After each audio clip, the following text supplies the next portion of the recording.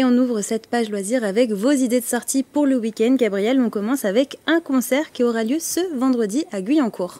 Oui, et en tête d'affiche, Mathilde, le natif de Poissy, Alexis HK, l'artiste au style unique, sera à la batterie de Guyancourt demain soir à 20h30. Dans ce spectacle, l'artiste à la plume aiguisée jouera son dernier album, Bobo Playground, un album dans lequel il se moque des bobos et de sa propre condition sociale de bourgeois bohème. Nous l'avons interrogé sur son spectacle il y a quelques jours. On l'écoute.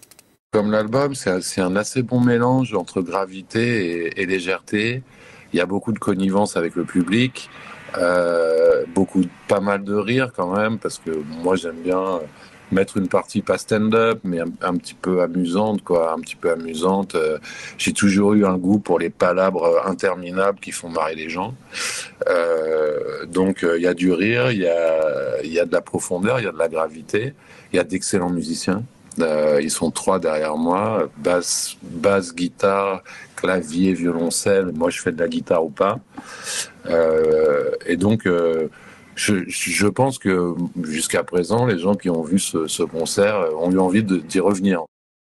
Bon, si vous avez envie d'y revenir ou de découvrir, rendez-vous à la batterie vendredi soir à 20h30. Des places sont encore en vente. Et un autre concert a lieu ce week-end dans les Yvelines, mais cette fois plus sur des airs folk et country. Oui, le Courbouillon de Rambouillet vous propose samedi une soirée country folk. Parmi les artistes présents, le groupe Route 70 à l'identité musicale pop rock et jazz manouche, ainsi que le groupe Fab Loop qui présentera son premier EP Hors du temps. Et je vous le disais, la soirée se passera au café associatif et culturel Le Courbouillon. Vous pourrez donc profiter d'un food truck et de plusieurs spécialités pour la restauration. On poursuit vos idées de sortie avec un événement à Maurepas. Oui, un événement qui est devenu une tradition. Chaque année à Maurepas, le festival amateur Plein Feu sur les planches s'achève ce samedi. Pour la 9e année, le festival met les compagnies locales de théâtre amateur à l'honneur. Ce samedi, c'est la pièce Le Prénom d'Alexandre de la Patalière et Mathieu Delaporte, joué par la compagnie d'interprétation théâtrale de Maurepas, le CITEM, qui est proposé aux spectateurs. L'occasion pour les artistes de présenter leur spectacle dans des conditions professionnelles.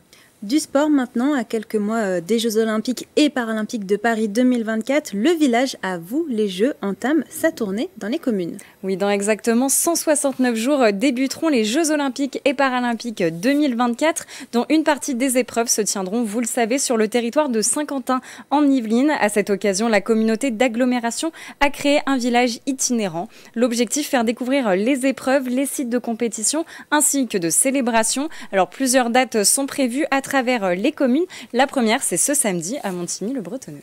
Et on termine avec une discipline qui ne sera pas aux Jeux Olympiques, mais qui ne reste pas moins impressionnante. Le football américain vous donne rendez-vous ce week-end dans les Yvelines.